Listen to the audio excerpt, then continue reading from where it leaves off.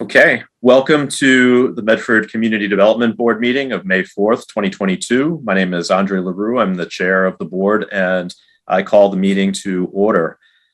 Pursuant to Chapter 20 of the Acts of 2021, this hearing of the Medford Community Development Board will be conducted via remote means.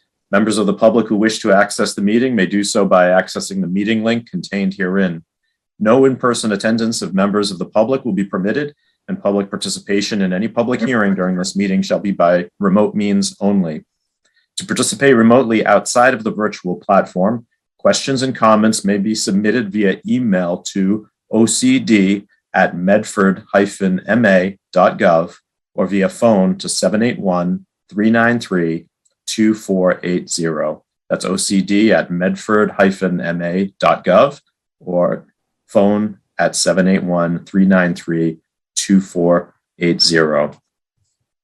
We're going to make a tweak to the agenda tonight since our Director of Planning, Development, and Sustainability, Alicia Hunt, needs to step away soon, and we'd like her to be able to present this. So we're going to move the reassessment of the linkage fee schedule item to the top.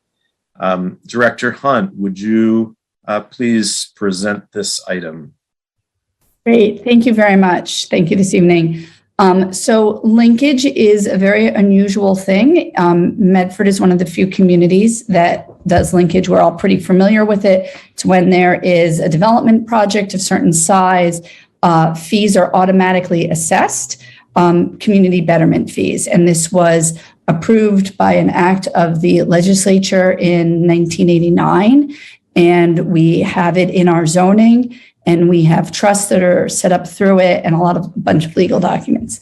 One of the things that was set up through that was the requirement that our linkage fees would be reviewed every 3 years by the Community Development Board. The linkage fees have never been reviewed, or at least they have never been changed. So we are still assessing the same. I can't say they've never been reviewed. They may have been reviewed. They've never been changed since the originally assessed ones. So we actually have two simple proposals.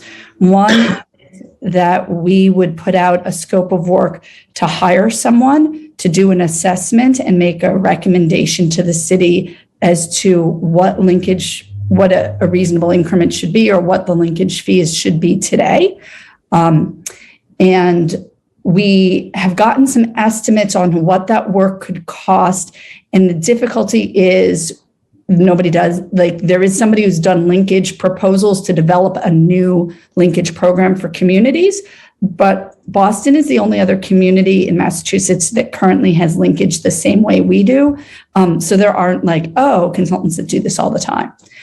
So we would write up a scope of work, put it out to bid, see how much it costs. We would be doing this on behalf of the Community Development Board. So we'd like your permission to do that. We feel like we would then need to make the final decisions on everything based on what those numbers come back to. Our guess is somewhere between $10,000 and $70,000.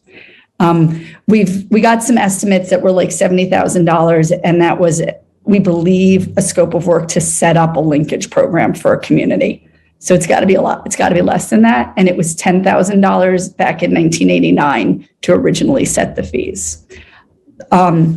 We believe that there are a number of different funds that we could use to pay for this work, including linkage itself was used back in 1989, and theoretically site plan review. So once we actually know what the cost would be, we would then make a recommendation. If the decision was to use linkage fees, the spending of that money is actually approved by the linkage board. So that wouldn't need to come back to this board. They would approve it. And if it was site plan review, then we would consult with the Community Development Board. But we thought that it would be appropriate to ask you all for permission to go attempt to hire somebody on behalf of you to evaluate and make a recommendation on setting linkage fees. So why don't I leave it at that? That's the first piece. If you have questions or discussion. I have one question, Director Hunt. So do you need to come back to this board once you have a more accurate proposal? Well, my feeling is that if we decide that we want to use site plan review, so we could, if you guys say, please don't actually engage somebody without talking to us, we could certainly do that. Because this board meets monthly, it's going to take us a while to write the scope. It's going to take us a while to get it out to bid. We're not sure exactly what the timing will be. You could choose to say, if it's site plan review funds, it's money we control, then we need you to come back and discuss spending that money with us. If you decide to use another funding source, then obviously you couldn't approve a funding source you don't control, but you could say whether or not you thought it was a good use of the city's resources. So I guess I'd say it's up to you. I don't feel that we'd have to if we're not using money that isn't controlled by this board. Would we have to specify the revenue source tonight, or do you have a recommendation for us? So I think that it depends. We actually haven't had a chance to look recently at how much is in site plan review, because that feels like it would be a good source of funding for this, because that is money, it's fees that come in from site plan. Linkage is assessed frequently when site plan, like it's not a direct, the same projects are assessed that. So it seems like an appropriate source, but we actually did not get a report on how much was in the site plan review fund before this evening. If that's sort of where linkage is much more flexible money. Site plan review is really only used for peer reviews by this board. And we haven't done that in a long time, actually. So there's probably a lot of money there, and it's probably useful for you to all know that we can hire peer reviews of things. So does that help? Do other members have? Recommendation is for you guys to say, you should write the scope, you should hire somebody to review linkage and come back to us with a recommendation to change linkage. As long as it's not money that you need to also approve. Do other board members have comments or questions?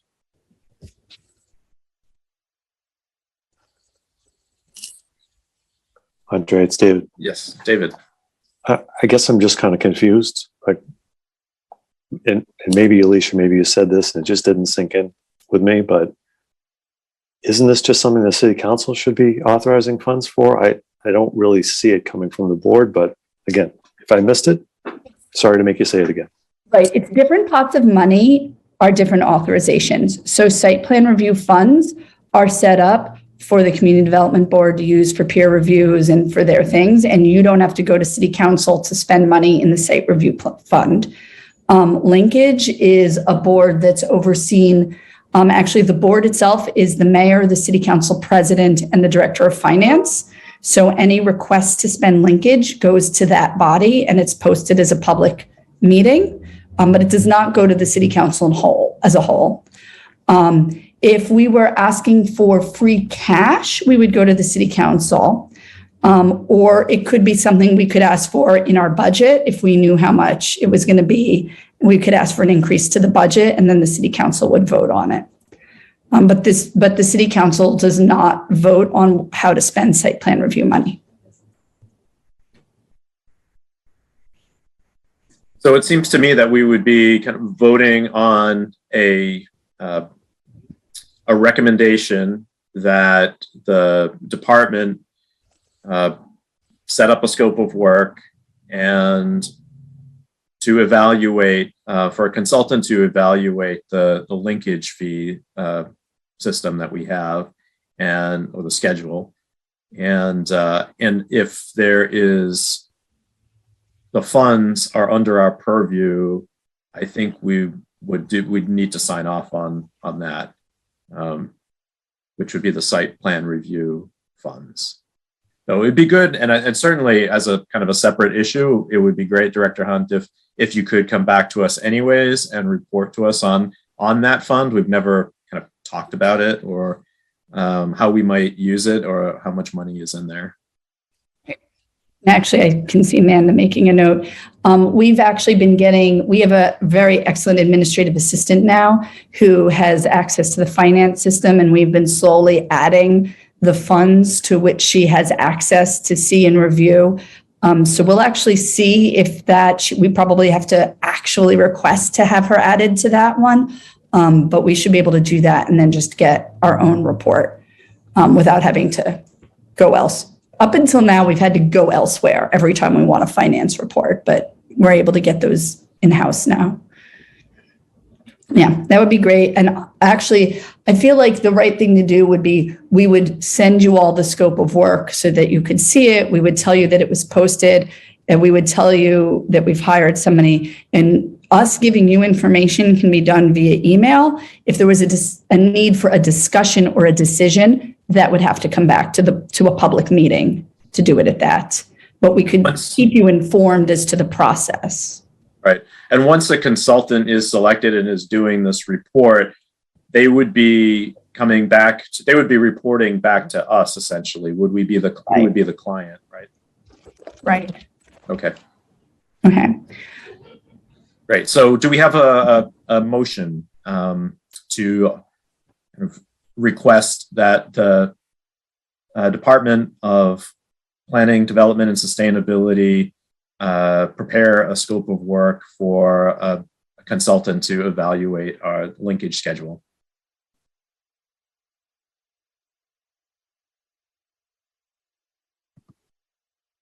This is Deanna. I'll make that motion. Thank you, Deanna. David, did you have a question, or did you want to? Oh, that's fine. I could second the motion. All right, thank you.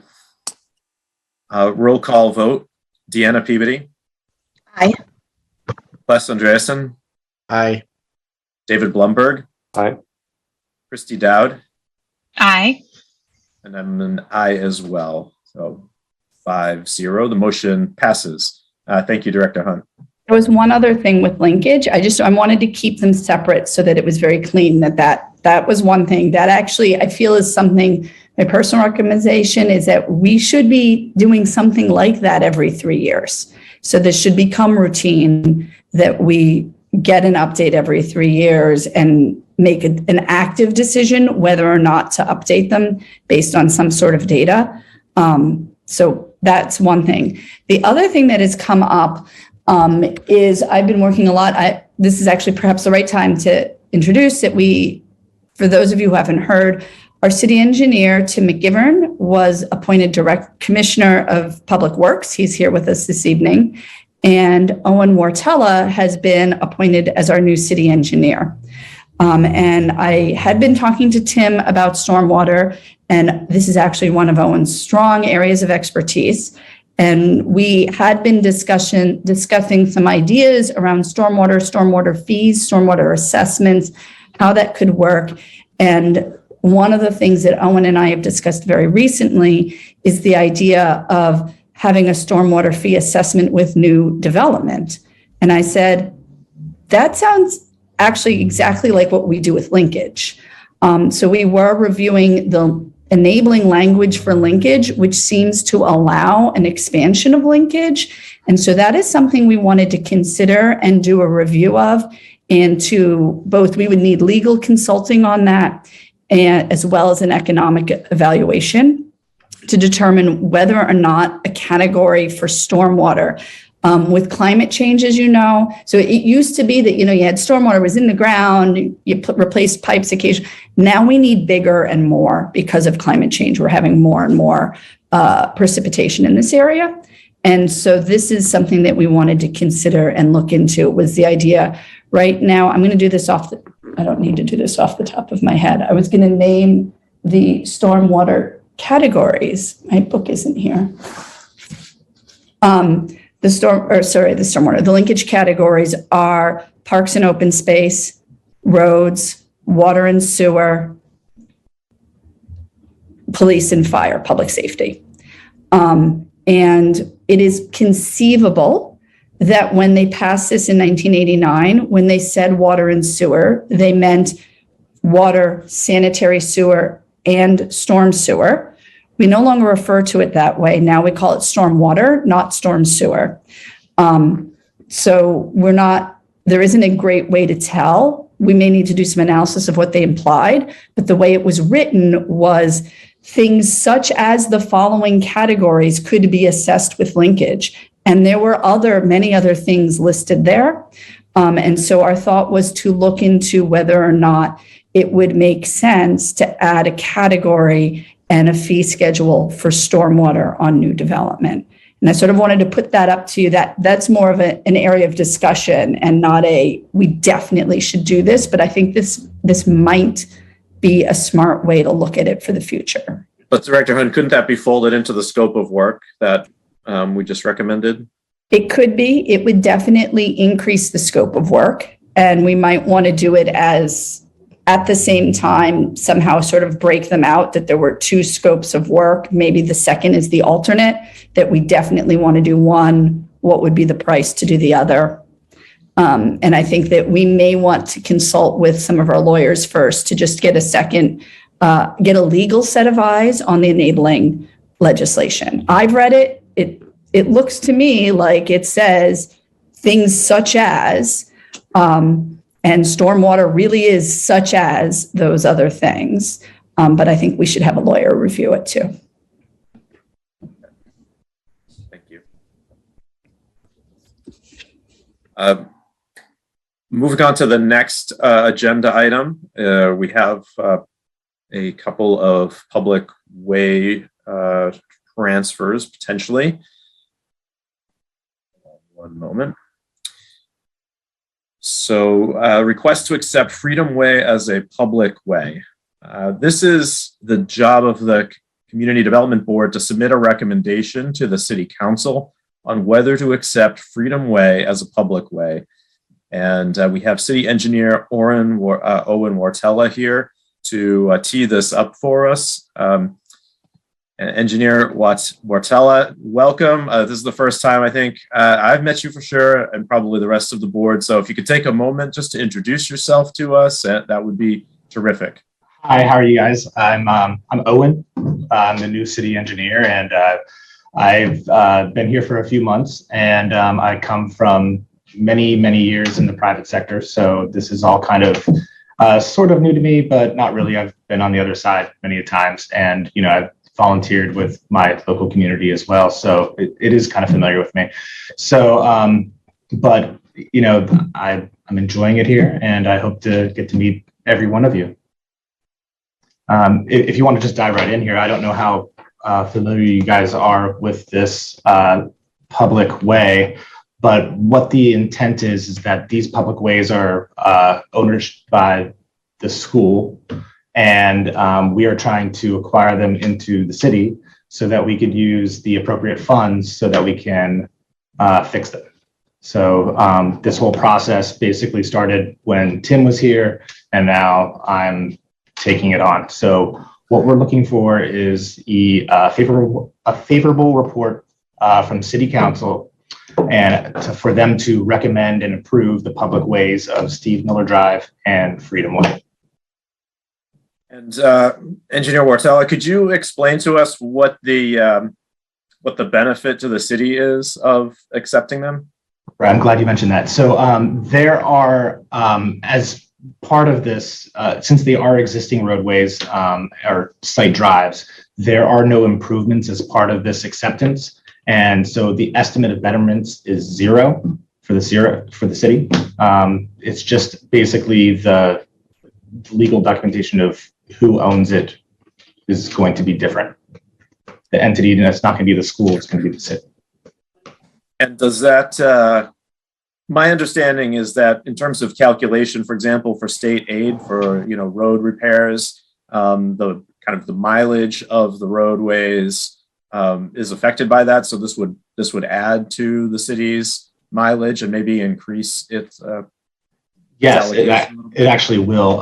We've just recently done that, and we've increased, I think this year, maybe 4 miles to Medford. So we're trying to go back and get adjusted funds from the state to for those funds. Yes, but this will just be a more additional for the next round. And Freedom Way is, just to remind everybody, is the roadway. It's essentially, it acts as a roadway, even though it's been a driveway, which I just learned recently, that goes from Riverside Ave over to the the Wegmans Plaza area. So people use it obviously as a road. It's not in very good condition right now. I can basically see it from my window. Yeah, it's about 20 years old now. So it needs some care. So with this, So is it owned by the school? Sorry. Yeah, I believe the school board owns it. I believe Tim can, if he wants to hop on here, he could probably talk to more about that, but I believe it's the school board owns it. Yeah, the So- school, it's owned by the city, so it's a city parcel, but there's a school on it. So it's a school building parcel, building lot. So in the characterization of a site driveway is correct. And I think the only other benefit that wasn't mentioned was that we would be able to spend state aid money on the road to fix it up. So Chapter 90 money. So that's why we haven't been able to fix it up. So we're trying to resolve that. And we're basically transferring the property from ourselves from one type of parcel to a different type of parcel. So it's laid out as a public way and can be accepted as such with, as Owen mentioned, betterments of zero because we're not planning on doing anything or taxing ourselves to do it. So all we need to do really is lay it out, get the recommendation from this board to city council to endorse it. Thank you. So the expectation is that it's going to be fixed once this happens? Yes, then we would queue it up for repairs, preventative maintenance, as well as improvements, curbing and such. We've already ordered curbing to see if we can do just some rebuilds, box outs, and a mill and overlay. So I guess the only thing I would suggest is that, before the road gets fixed, which it desperately needs to be fixed, I also think it needs to be looked at from a sort of traffic equity point of view. And wondering if that's something that we could request. Class, can you explain what you mean by that? It's a 2-lane road with striping basically for cars and buses, and there's no bike lanes, and none of that has been considered, obviously, because it's 20 years old. And I just think it should probably be looked at holistically before we start making just repairs to the system that's there today, which is, again, out of date and not up to current standards. Mr. McGivern? I can address that. Yeah. So the road as it is restricted based upon the development of that land when the schools were put there. So we have what we have there, and we can't really expand it to get more width unless we start doing things like reducing sidewalk width, which we may not want to do. The school, though, we would still own the city. The school would still own the sides of the road to beyond the back of sidewalk. So any sort of increases for pedestrian traffic in the future could be thought of in that zone, I believe, as long as it's not infringing on the conservation aspects of the development.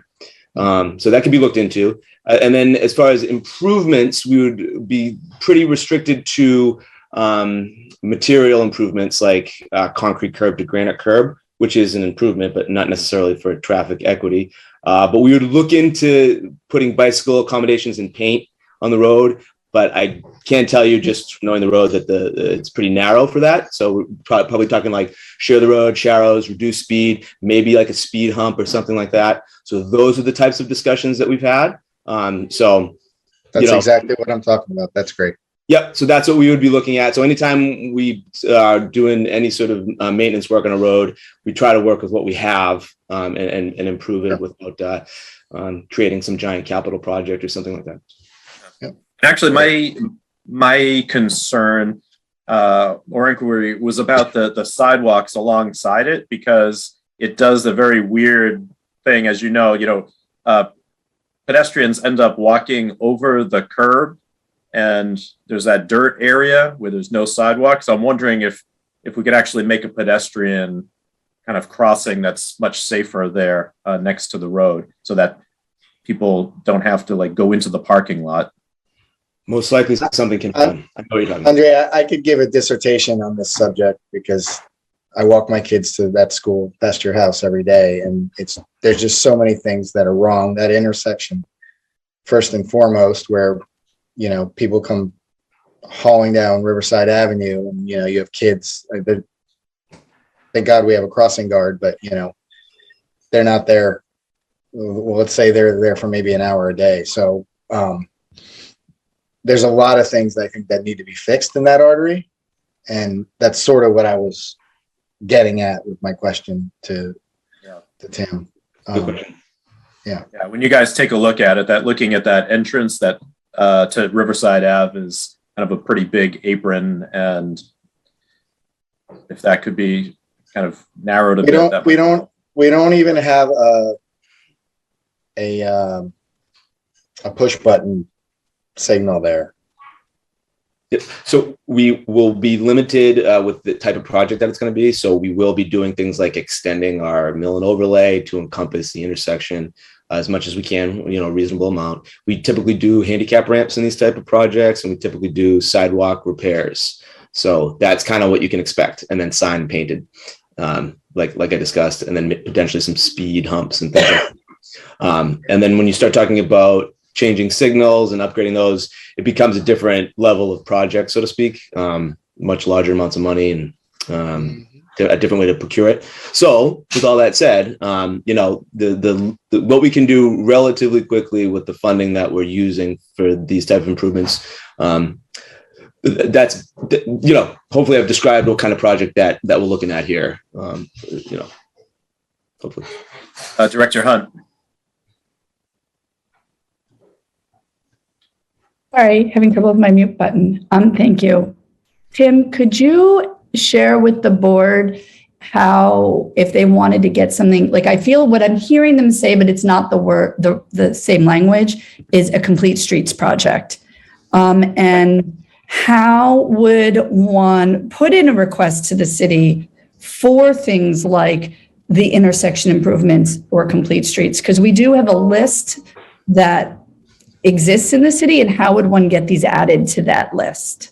Sure. So there's a complete streets committee, and I believe what we're trying to do, when I was on it before the whole transition to commissioner thing, we sort of left things was we created a process for just that thing. So if basically all you would need to do is talk to one of those committee members, if Owen doesn't know this, he's the chair of that committee. So you can tell Owen, and then it gets on a list, and then it's basically vetted out through that committee, and it bubbles into a set of recommendations that then go to the mayor.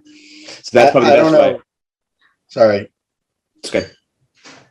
I said, I don't know about my fellow board members here, but I would love to have the Complete Streets Committee join us for a meeting so they can discuss their projects and their process. I think that would be enlightening, given the fact that that's basically our charge here, is to understand how, private projects interact with the public way. So I can probably set that up with you. No problem. that would be great. That's a great idea. Oh, synergies. I love it. Fantastic. Other board members have any questions or comments about this project?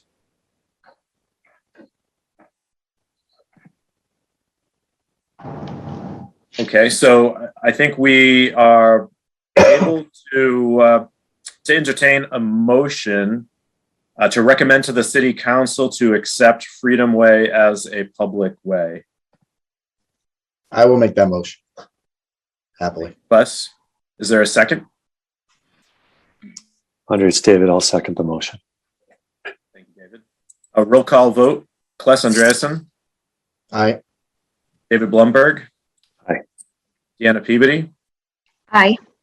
Christy Dowd, Aye. and I'm an aye as well. So 5-0. Motion passes. Great, thank you. Next item on the agenda is a similar one. This is the Steve Miller Way, which is the roadway going up to the high school. So Engineer Wartella, anything different about this project? The only thing different about this one is the length. It's just a little bit shorter, but everything else is the same. There's still the betterments is 0, and we're just asking for same kind of process. It's owned by the school. We're trying to move it to owned by the city so we can use state and federal funds to repair. Thank you. Any questions or comments about this one? Les? Andre, David? Just, sorry. oh, go ahead, David. I just thought the discussion of the city's plans on Freedom Way was very enlightening. And so if there's some background that the city could offer us on what the plans might be for Steve Miller as well, that would be great. Tim or Owen, would you be able to talk about any improvements that might be in the works? I am not aware of any improvements on this road. On Winthrop Street, that's a whole different scenario that's coming. But for the most part, again, the first process is to, switch it over to ownership. And then from there, we can, put it on the list of, future roads to, look at complete streets with maybe traffic calming measures and all the aspects that you want. Yeah. I think for me, a bike lane on that one would be huge. Where does, obviously it starts at Winthrop, where does it end? It ends at the school. Like at that first intersection where you At go the right? first to go- intersection, right with where the parking lot is. So just that first little spur. Yes, that's exactly. Great. Um, Thank you. Other questions, comments? If not, motion?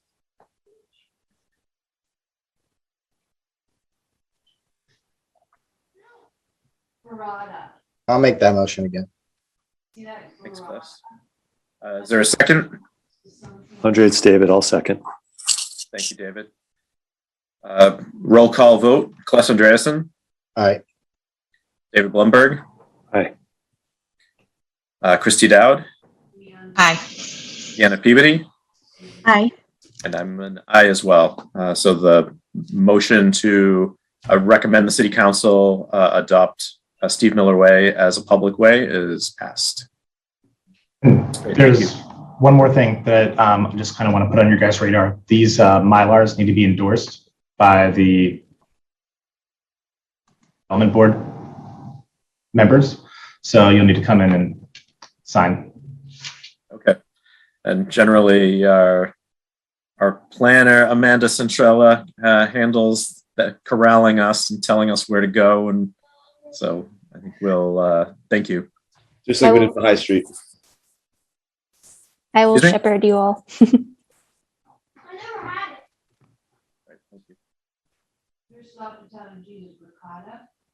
Next item on the agenda is 23 Sycamore Ave linkage credit application. Here, I'm going to pass this to Planner Centrella to kind of tee this up and explain what is happening. And then we have some proponents to talk about their request. Andre, Yes. this is the one, right? Yes. Okay. Yeah, I'm going to recuse myself from this because I have an affiliation with a firm working on this project. Thanks. Thanks, Kless. All right. Thanks for the intro, Andre. So I thought maybe I would just briefly describe kind of the nature of this request, and then I would hand the baton to the Oxford Properties from 23 Sycamore.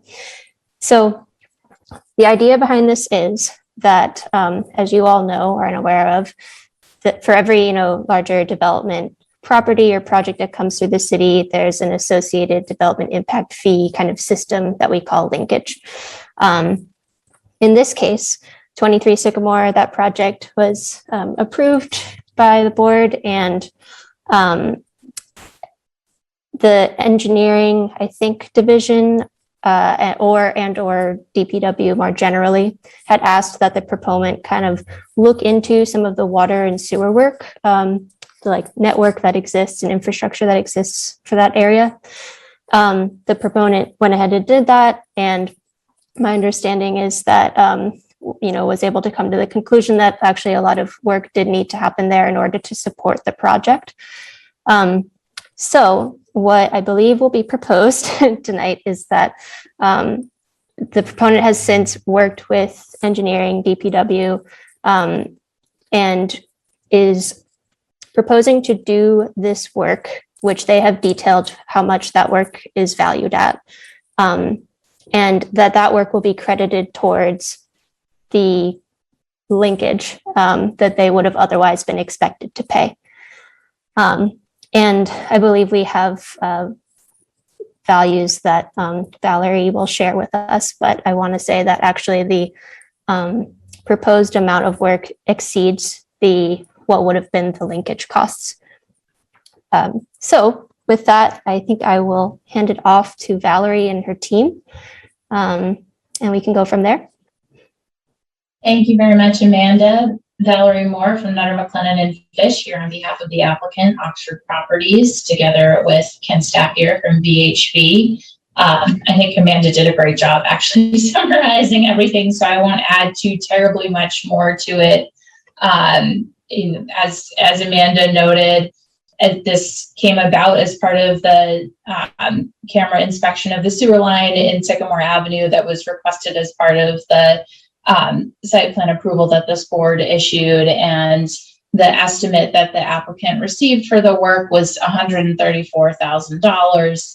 The linkage fees that would otherwise be due are approximately $68,000. So as you can see, the value of the work far exceeds the linkage fees that would otherwise be paid to the city. So Oxford is willing to absorb the entire cost of the repair rather than entering into some kind of cost sharing arrangement with the city, and would be undertaking the work in its entirety, and is asking that be credited against the linkage fees that would otherwise be due, set forth in the zoning ordinance. And this board has the ability to approve credit against linkage for voluntary site-related improvements that are undertaken by a project applicant. So that's the basis for it. With that, I'm happy to answer any questions that the board may have about it. Thank you, Ms. Moore. I guess let me go to Commissioner McGivern to see if he has any comments on this before we open it up to questions. I will say it all rings true, and I did work with the proponents and their team to look at the sewer and kind of see what was wrong with it. We had talked about some spot repairs, but it made sense to, I believe, if I understand what they're proposing, is what we discussed is replacement of some of the line there in Sycamore Ave, in where it connects to Riverside. So I think it makes total sense, and I would be in favor of doing an arrangement like this. Thank you. Thank you, Commissioner. Any members have questions for Attorney Moore or her team? And just to note that this board did take a similar action for the housing development on Locust Ave, across from the Wegmans. Andre, David? Yes, David. I have a question. It's not for Attorney Moore, I don't think, but more for the city. Are we feeling comfortable that the vendor is pricing this reasonably? I only saw in the materials that there was one proposal. Obviously, the money is ultimately at some level the city's to do this or do something else. We want to make sure that we have good pricing on the project, and we're working, or the Oxford is working with a good vendor who will leave this project in good condition and do a good job. So if the city could comment on that, that'd be helpful. Sure. The board can certainly just request that the engineering division review to whatever level of standard you'd like. So I think we would and I think Owen's still on the call. We would typically review it on behalf of the board. and I'm not exactly sure where this is in that process. And I think when it comes to doing the work, there will be requirements for them to meet our typical standards. There'll be inspections with the Water and Sewer Division. There will be a street opening permit for connections. So all that will be taking place. So the typical quality control that we perform on ourselves and other contractors would be taking place. So hopefully that, and usually there's a quality control video at the end of something like this too, just to say, yep, it's all there, documented, and then some sort of as-built condition. So we would anticipate all of that would take place as part of this. Thanks, Tim, for answering that. Knowing the city is involved in checking the pricing and the quality is good. That's very helpful. Thanks. Yeah, and like I said, it's up to you. We will go as deep into it as you'd like. Linkage was 60-something thousand, and the proposal is $120-something thousand worth of work. So I think probably the recommended level is making sure that it passes the sniff test and that the scope of work matches what was discussed with the city, and that the plan would be to use, current standard materials and methods for the execution, which I have no doubt that they're planning on doing.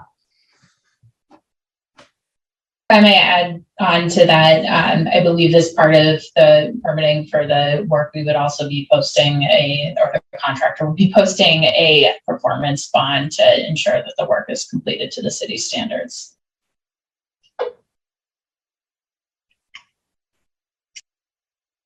Thank you. Any other questions or comments from members of the board?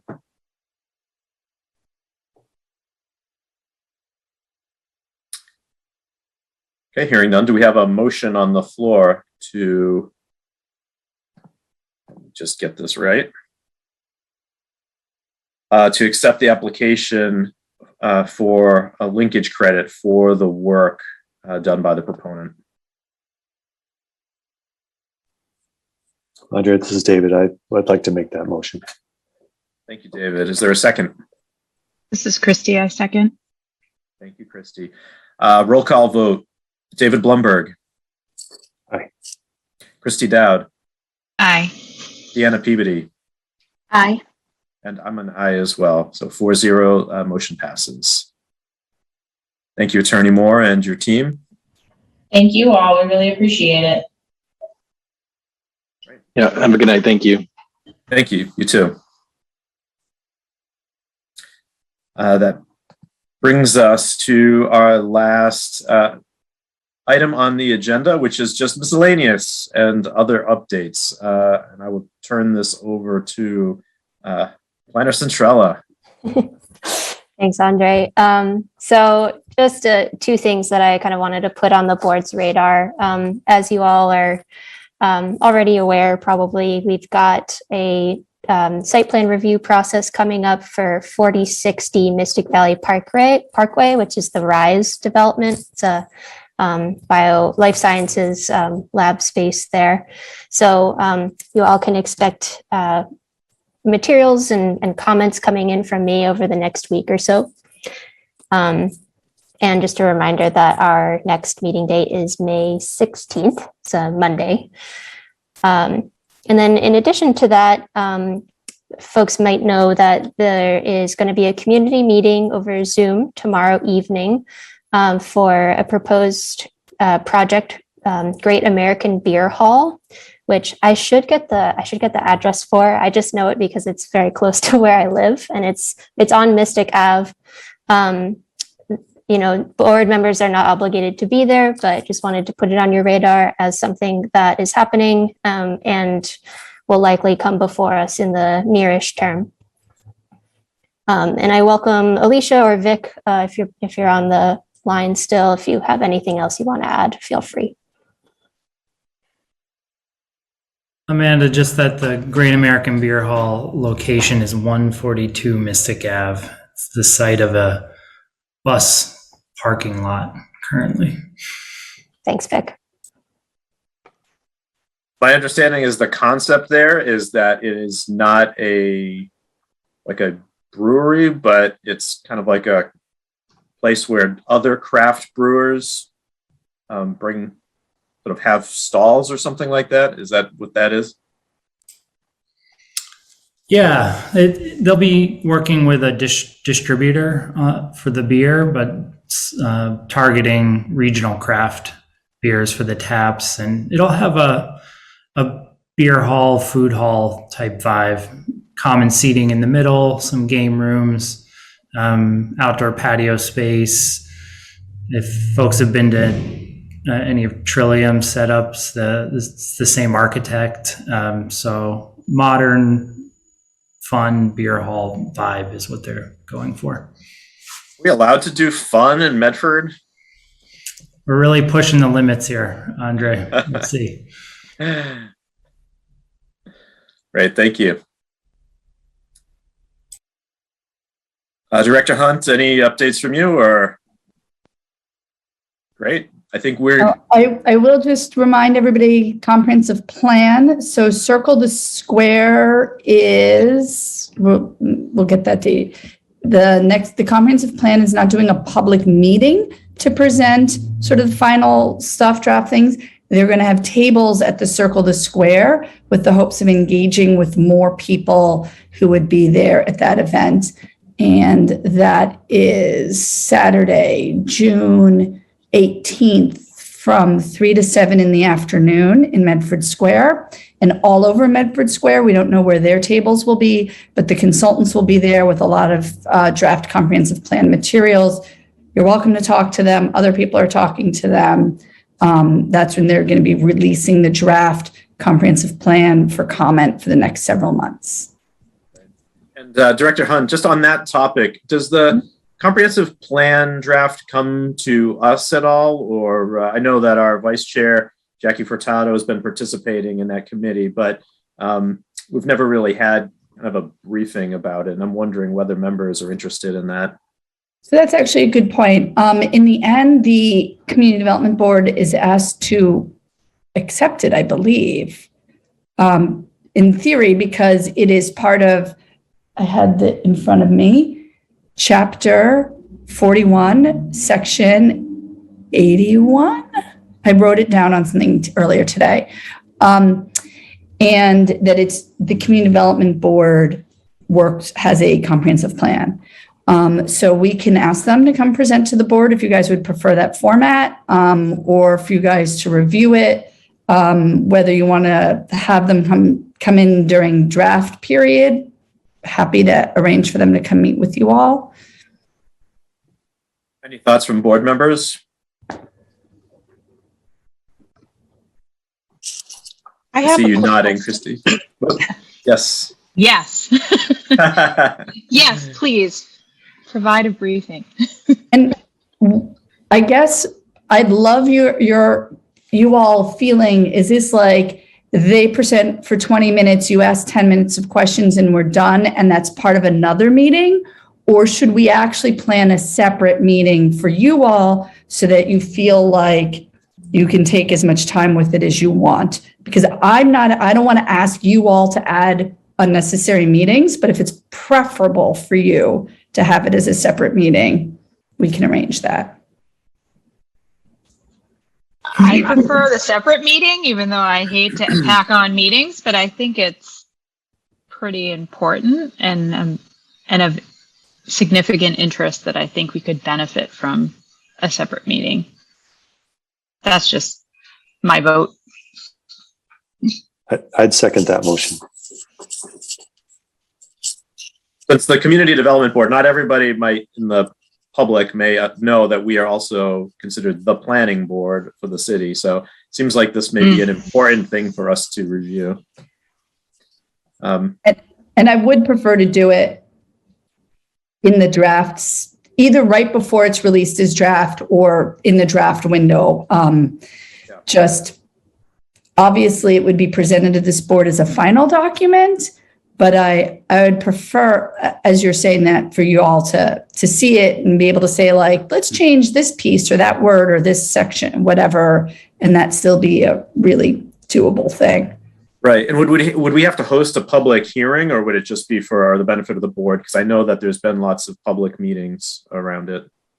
The meeting we're discussing right now would be the difference, not a public hearing, not a legally not a legal, no legal ad in the newspaper, but it would be a public meeting because if this board meets, it's a public meeting. Right. I was thinking more about the participation piece of it, whether, it would be another forum for public participation on it or just an opportunity for us to engage with the document. I think that's up to the board, how you'd like to do it.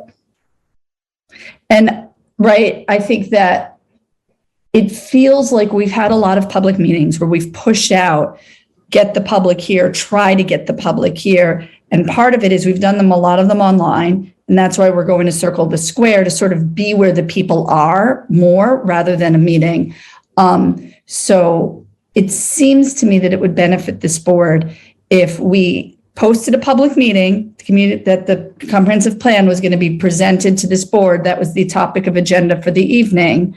And that's it. We don't push to get the members of the public here, right? This is, I will say that we have a number of planners that live in Medford. They may be interested to see the questions that this board asks of the comprehensive plan, but we wouldn't bill it as a forum for the public. This would be a meeting for the board. Okay. Jackie, I saw you just went offline, but I'm wondering whether you have any thoughts about this issue. Well, one of the questions that I had for Alicia, and I'm not sure if this is the proper forum, but I know there was some back and forth with the actual comprehensive plan itself and the public, and some of the steering committee members were just trying to figure out implementation, actually, and you graciously explained to them all the work that the Community Development Office was doing to prepare that. And I just was trying to figure out the steps myself. And I know that there's a lot of work behind the scenes that's being done, but even before we get to implementation, obviously, as you say, we have to get to a draft. And I'm just wondering what more work will even the steering committee get to do before it even gets to the Community Development Board? So there is one more steering committee meeting. Amanda could tell us when that is. And it is my expectation that there would actually be an implementation plan in the draft plan. And that is one of the things that is being worked on at this time. I am anticipating that one of the recommendations would be to form an implementation committee. And that would be like an oversight committee that might meet once or twice a year to check in and see where things are and how things are moving along. So I would anticipate that some members of the steering committee might want to be on the implementation committee, but others may feel that their service is done. So it would be set up as a new group, but there would likely, I would expect there to be some carryover from that. But that would be, having an implementation committee would be like an oversight committee. And for those of you who aren't aware, I should have said this, our climate action plan, the final, was released last week as part of Earth Month. I invite you all to check it out. And I particularly say that because there is heavy influence from the form of that has been feeling on the comprehensive plan. There's been discussion that we like how it's laid out with with goals and strategies and actions, and then like paragraph about each action. And we really like how there's a chart at the end that lists all the actions, and there's a timeline for each one. And then there's a first milestone, and then there's a steward. So somebody in the city who is responsible for that action. And that is a table. It's a 4 or 5 page table at the end of the climate plan. And I've talked to the consultants that it feels right. And as long as people don't say, oh my God, that's a horrible idea, use this format instead, I'm expecting that we would end up with a table, an implementation table like that as well. So I invite you to look at the climate plan. And if you have something else in mind that you think would be better, please show us that example, because this is the best idea we have so far. And Amanda just dropped the link for you all of the climate plan in the chat. Right. And for anybody watching, there's also the the next steering committee meeting for the comprehensive plans, May 18th from 6 to 8 p.m. So great. So I don't think we need to have a motion or anything, but maybe after that last steering committee meeting, we can schedule a meeting of the Community Development Board to talk about the comprehensive plan. That'd be great. Be great. Amanda will reach out to you all about scheduling, and she'll reach out to the consultants about scheduling. Great. And Jackie, just want to say thank you for all the time you've been putting into this on behalf of us. Thanks. And if I can just congratulate the city, especially Alicia, on releasing your climate action plan. The Medford Patch actually made a notification, so I've been trying to get to it. So I did know that it was out there. So congratulations on that. Thanks. We're very excited that it's final and it's out there. Thank you, everybody. Let's see, we got 2 minutes before we hit the hour mark. So let's try to beat our record. David. Well, we're offering congratulations. I want to offer a standing O round of applause to you.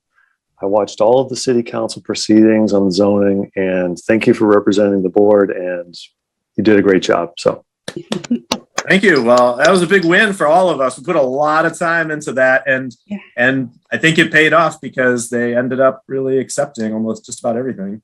Yeah. That was awesome work. Yes, I echo David. That was awesome work, Andre. Thank you. All right, now I'm going to accept a motion. Andre, it's David. Motion to adjourn for this evening. Thank you, David. Is there a second? Thanks, Kless. Roll call vote. David Blumberg. Aye. Kless Andreasen. Aye. Christy Dowd. Aye. Jackie Furtado. Aye. Deanna Peabody. Aye. And I'm an aye as well. So thank you, everybody. Meeting is adjourned, and really appreciate everybody's time. Thank you all.